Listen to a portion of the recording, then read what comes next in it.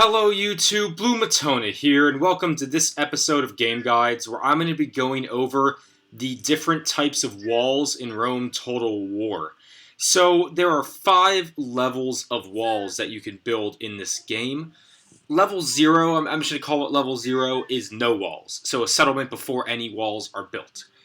Level 1 is the Wooden Palisade. Every faction can build this level of wall, and while it's really not that powerful, it's not going to stop most armies, really, from being able to attack you. It is obviously better than having no wall at all, because it forces the attacker to build siege works, in this case, battering rams, so they can't just walk right into your city and attack you. And this lets you funnel them into certain points that they have to enter your city through the walls, and that just makes, defending the city easier. So yeah, good to have these just for the sake of having a wall in general, but upgrade them as soon as possible if the town is a border province vulnerable to attack.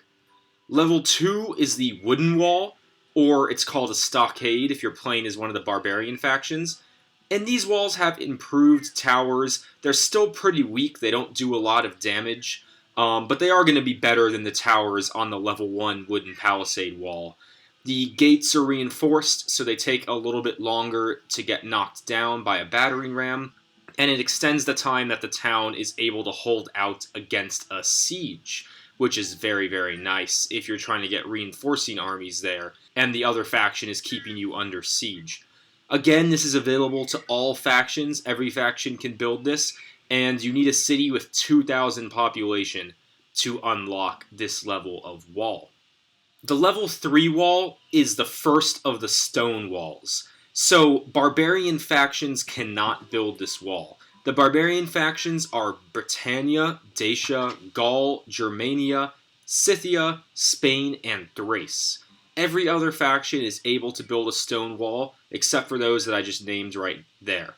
The towers are definitely improved. They'll start doing some real damage to enemy troops when they're advancing, and you get an actual gatehouse now too, which is nice. As you can see, there are towers on either side of the gate, which can usually do enough damage to enemy battering rams to prevent them from being able to knock down your gate, which is definitely a good advantage because it will force the enemy to assault you over the walls. You also get the boiling oil at the gates if they do happen to get a battering ram there and start knocking it down. And again, this extends the time that your city is able to hold out against a siege. The stone walls are a huge upgrade over the wooden walls.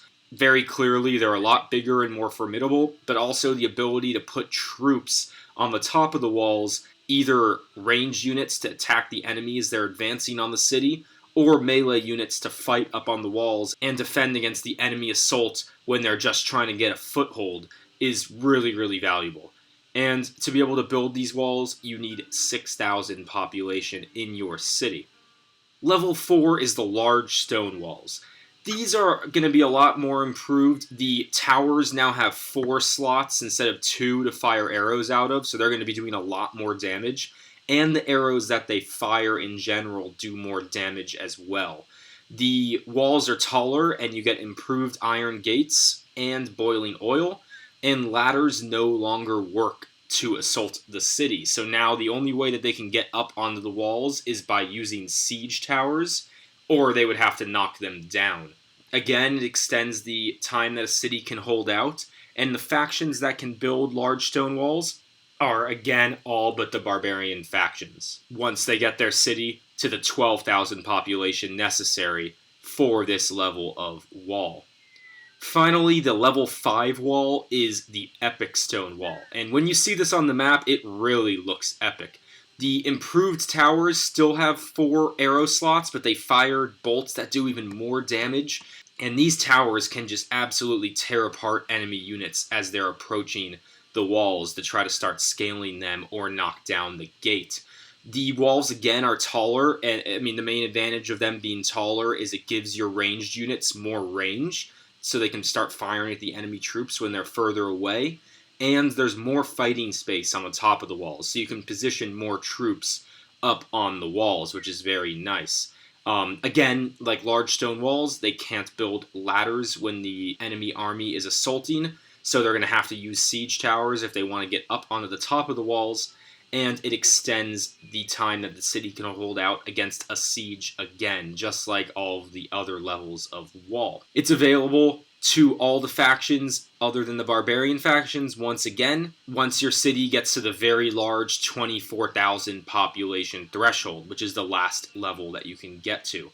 So epic stone walls, I mean, they are huge. You don't want to be assaulting one without any cover for your troops, because it will just absolutely destroy them with its arrows, and they're going to be pretty hard to take with the amount of troops that can be positioned on top of them. So that pretty much covers the 5 levels of walls. I'm going to go into a part 2 for this video that talks about which level of wall I think is the best to have in your cities, because I'm just going to go ahead and, small spoiler, it's not the epic stone walls, in my opinion. So we're going to go into that next video, but I hope you all enjoyed this one. Please, like, comment, and subscribe if you did. Let me know your opinion. And as always, I look forward to seeing everyone in the next video.